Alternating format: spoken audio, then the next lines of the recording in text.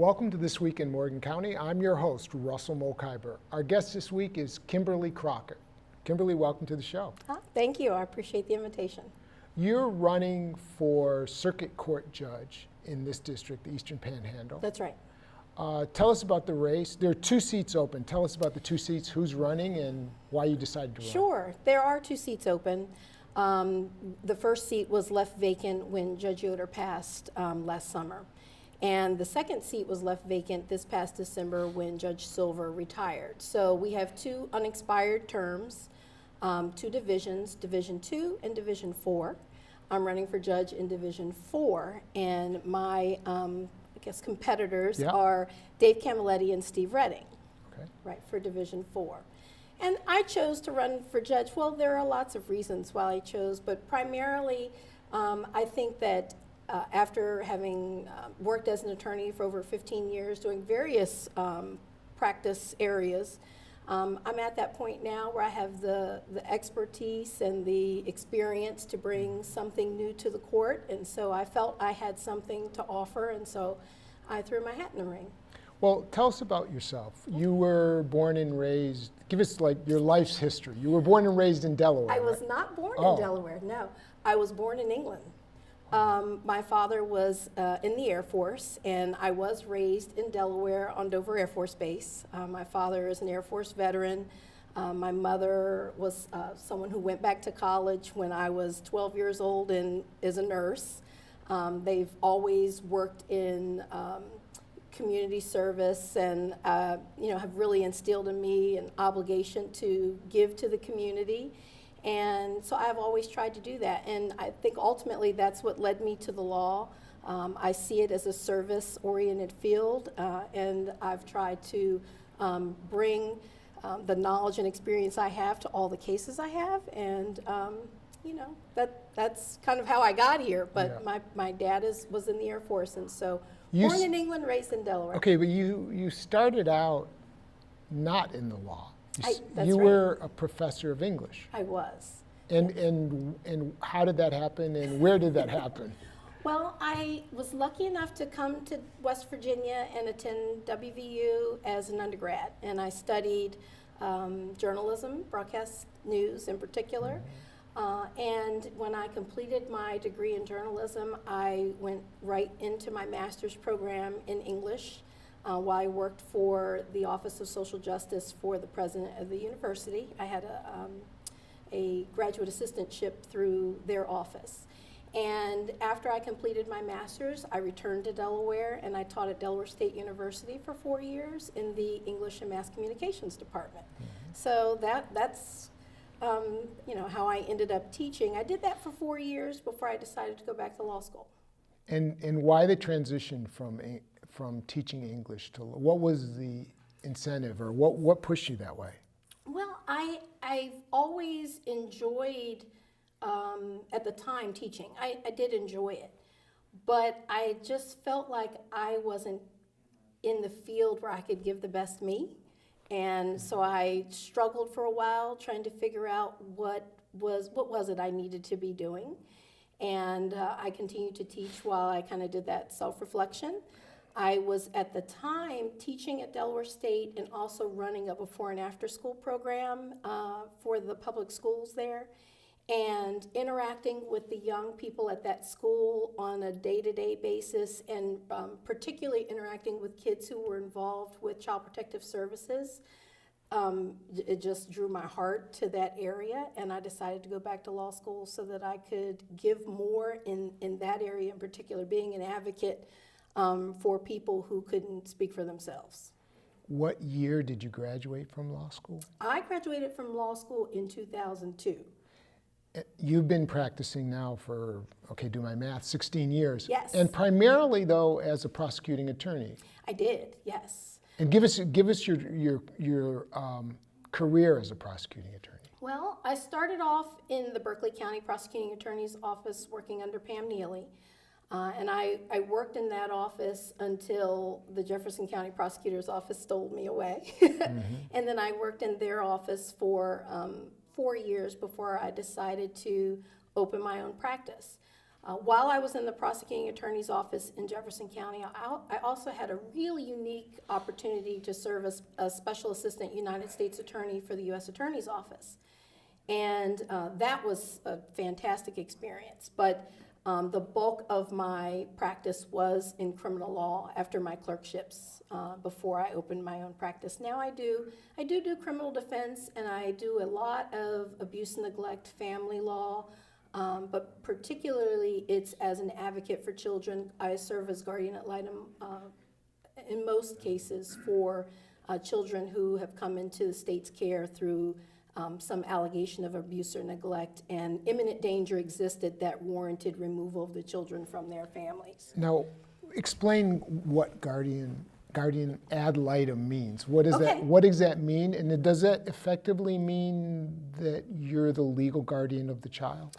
Okay, that's a really good question, and I think a lot of people are confused by that term. Right.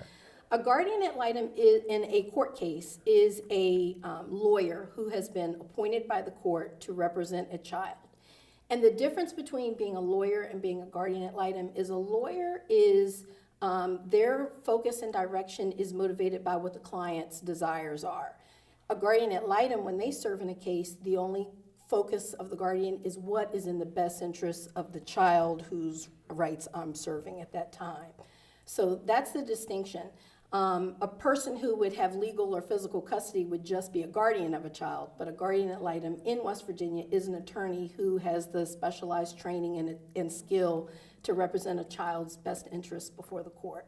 And does that mean that as a guardian ad litem that often you would be, your adversaries would be parents?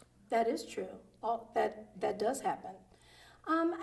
The goal of abuse neglect cases that don't involve something we call aggravated circumstances. Aggravated circumstances are conditions that are so egregious that we don't seek to reunify a child with their families.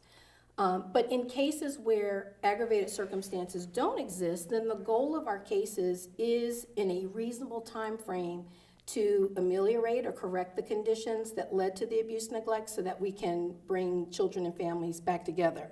So there are times when, as a representative for the child, I am in a contest, for lack of a better way to phrase it, with a child's parents. But the goal really is to come together in a multidisciplinary approach to look at what the issues were that led to the abuse and neglect and try as a team to work on how can we fix it. So that team would be made up of the guardian, the Department of Health and Human Resources would be represented, parents would be present, and their attorneys would be represented. And then we might bring in service providers, counselors, therapists, schools, medical providers, people who can assist us in developing a plan designed to correct conditions of parental deficiencies. Thinking back to when you were a professor of English and you wanted to go into law, it sounds like to help kids maybe. Well, and that's yes, where you ended up. It is. So after that long path It is. is where you ended up. Right. It was a long path, but it was a necessary path. I mean, I think all the choices I've made along the way have helped to, I think, inform who I am and how it is that I approach cases. But even as a prosecutor, that was a big part of my focus. I began in the Berkeley County Prosecutor's Office as the prosecutor working on juvenile delinquency cases. And again, in those cases, our goal is to correct conditions. Punishment is a small piece of juvenile delinquency work. It's really about providing services for kids to help move them forward in a more productive way that they can contribute. But I quickly kind of moved out of that. I did abuse neglect work for her office as well, but I then became a felony prosecutor handling a lot of cases where child victims were the individuals who were harmed in the case, whether it be through sexual abuse or physical abuse. That became my focus, and I took a lot of trainings I went through at the time. We called it Finding Words, now we call it Children First, but The focus of that was to teach investigative interviewing, forensic interviewing of children. And so my goal was to seek prosecutions in those cases, but to do it in a way that children weren't further harmed by the criminal process. You use the term finding words. Mm-hmm. What does that mean? Finding Words is a 40-hour week or a 40-hour class that lasts a week, and it's designed to teach interviewing techniques to people who are going to have to interview children forensically. So law enforcement might go through the training, Child Protective Services workers would go through the training. It's offered by the state. And I participated in that. They changed its focus and made it child first later on, but Finding Words is designed to interview children in a manner where you don't suggest answers to kids, but you engage them in a narrative process where they tell you, what's going on in their lives that might include allegations that reveal like sexual abuse or physical abuse that they've experienced. Then for the last 10 of the last 14 years, you've worked as a prosecutor. I worked as a prosecutor. I originally started out as a clerk, and then I spent 10 years working as a prosecutor. I spent the last 4.5 years running my own practice. Now, you went from being a prosecutor, which is security, it's a government job, it's a government paycheck, to hanging a shingle, which is a little riskier. And you have a family, you have 2 kids, and you're a mom, you're a working mom. Yeah. And so why did you do that? Well, I was surprised when I became a prosecutor. It wasn't on my path. When I was clerking, I thought after I finished my clerkship, I would open my own practice. That was what I had in my mind to do. And I got a call from Ms. Games Neely offering me a position. I just had my first son, and she'd learned about me in her discussions with people, and so I ended up working in her office quite by accident. And it was a good experience, but it was one that wasn't part of my plan. So in the back of my mind, I had always thought I would open my own practice, and with some encouragement from my husband and from my kids, I finally decided to do it. Your husband's a public defender, right? My husband was a public defender for a number of years. He actually opened the Federal Defender Office in Martinsburg, but then he worked as an attorney for the Coast Guard in Martinsburg, doing some maritime law and licensure, removing licenses from people who are operating vessels while they're under the influence, for example, or violated some law. And now he's an administrative law judge working in the Morgantown office. Yeah. Is there a political angle to being a prosecutor or being a defense attorney? Are there politics involved? And did that inform your decision at all? Did you say, I don't want to be criminally prosecuting anymore, I want to be on the defense side? Was that a conscious decision on your part? No, it wasn't politically driven. I think, being a prosecutor there's a heavy responsibility, because you're responsible for the charging instrument that brings an individual before the court where their liberty is in jeopardy. So there is immense responsibility that goes with that. But when you take the oath of office, your obligation is to seek justice in all cases. And I know prosecutors, throughout my experience talking to people, kind of have a bad rap for being people who want to seek the death penalty in every case, for example. They just want the harshest outcome for all cases. And that's not true. My experience with the prosecutors I've worked with is that they're fair-minded. They do try to seek justice, and they try to reach outcomes that are good for the community. Punishment maybe is promoted, but sentiment of the public, the victims, and thinking about the outcome even for the defendant has been a part of those considerations. I found in my experience as a prosecutor that most crime is motivated by drug use, and you can't incarcerate your way through the drug problem. It's one option, but it's not the only option. And in our community in particular, the only way that we're going to really address the drug issue is if we address it holistically from all perspectives. We can't just do it through the criminal law process. So, no, it wasn't politically driven for me, the decision to do it. I enjoyed my time as a prosecutor, and I benefited greatly from it, but I just wanted to do something different. And it was always, like I said, always in my mind to open a practice. And so I felt like I was achieving a goal of mine by doing that. Now, prosecutor, defense attorney, now you want to be a judge. Now, there's a difference between being an advocate and being a judge. There's a big difference. It's a different mindset. It is. And what makes you now want to be a judge? Well, I think that all these experiences I've had along the way have prepared me for that. The role is different. As a judge, you're not an advocate for anyone. You are the person who assures that due process rights are being protected on both sides. You ensure that discovery is occurring and that people are being made aware of all the evidence in a case. And then litigants come before you, and they want someone who's fair and impartial and isn't driven by advocacy on any side. So the role is completely different. But I think that it is from having worked as a prosecutor, having worked as a defense attorney, having worked in abuse, neglect work, family law. I've done some civil work as well. I've represented a state agency. I think all of those things have helped to inform the person I am now and put me in the unique position where I can bring something new to the bench. On May 8th, you'll be on the ballot against Stephen Redding, who was just appointed by the governor to be the interim judge, and David Camilletti. You know both gentlemen. It's all collegial. Why should voters in Morgan County and the Eastern Panhandle vote for Kimberly Crockett over the other two? Because I think I'm more experienced than both of them. I know that they'll, may mention their years of service, and I think those years of service have been valuable to them. And I do feel collegial, emotion towards them both. I've known them both for years.